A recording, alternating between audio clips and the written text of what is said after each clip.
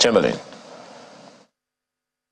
Yes, indeed. We're crossing over to the National Assembly, the Senate, where our correspondent Linda Kigbe joins us this morning for an update on what is going on there at the moment. Good morning, Linda. Well, yes, all eyes on the Senate today concerning the screening. So what information do you have at the moment concerning what to expect today? Good morning, everyone. Good morning, Chamberlain. So we are inside the Senate chamber where in a couple of hours, the ministerial screening will begin. President Bola Tinubu sent the names of the ministerial nominees last Thursday for screening and confirmation by the Senate. So we learned that 20 nominees have completed the documentation, which started last Friday and ran through the weekend.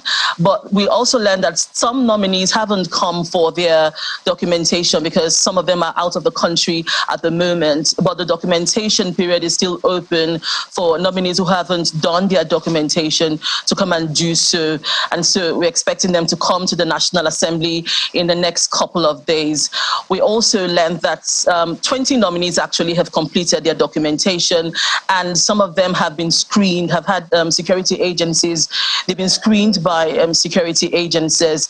We also learned that today's screening exercise is going to be on a first come, first serve basis. So in terms of those who did their documentation early enough will be those who will be screened today.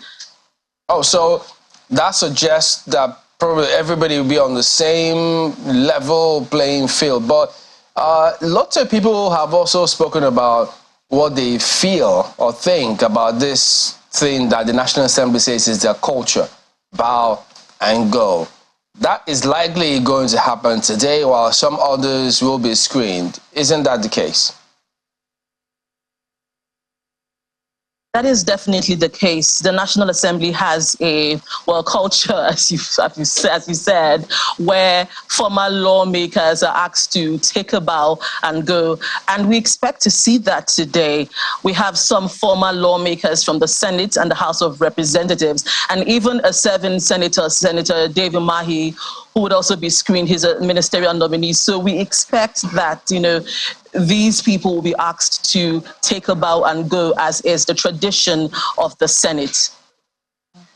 Are there any other concerns? Are the senators concerned that there were no portfolios attached to the ministerial nominees who they're going to be saying today?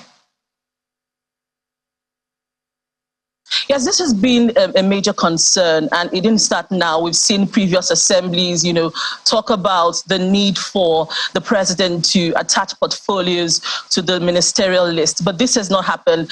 And curiously, the last assembly did embark on the amendment of the Constitution, the last phase, and one of the things they had spoken about was to make sure that to amend the Constitution to ensure that the president attaches the portfolios of ministerial nominees. But that didn't even happen. That certain constitutional clause did not pass from the National Assembly. And so we didn't see that happen in the ninth Assembly.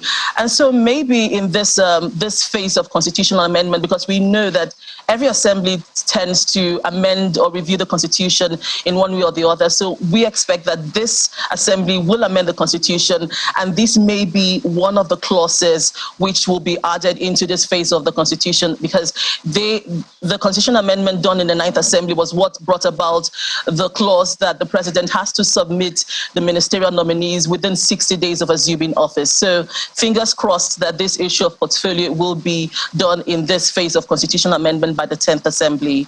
Do we have an idea of how many people will be screened today? I know you already said it's going to be on a first come, first serve basis, but do we have an idea of those who are slated to be screened this morning, since it's an order of how they were documented? Okay, so for now, we don't have that information on how many people will be screened, but it would also depend on the time and what kind of questions lawmakers will be asking the nominees, and how many questions they would ask, and how long the nominees will, take the time they will take to answer this question. So it's not clear right now. Who knows, maybe they might limit each senator or lawmaker to one question, and who knows if they will limit it to ranking senators first or not. So do you have any information as to how they will proceed with that? And so typically what happens is that they call up a nominee, and then he introduces himself to give a short introduction of his profile, his or her profile. After that, lawmakers will begin to ask questions. But, you know, what we've seen over time is that lawmakers are given time slots, so you don't take so much time asking the question. And so it's open, as many lawmakers who want to ask questions are allowed to also ask questions. So in one of your interviews with Senator Izunaso on the sidelines, he did hint about them possibly receiving additional lists from the president. So do we know if that is likely going to happen? Because they were initially talking about their recess before now, but now that this is here, who knows if they'll still proceed?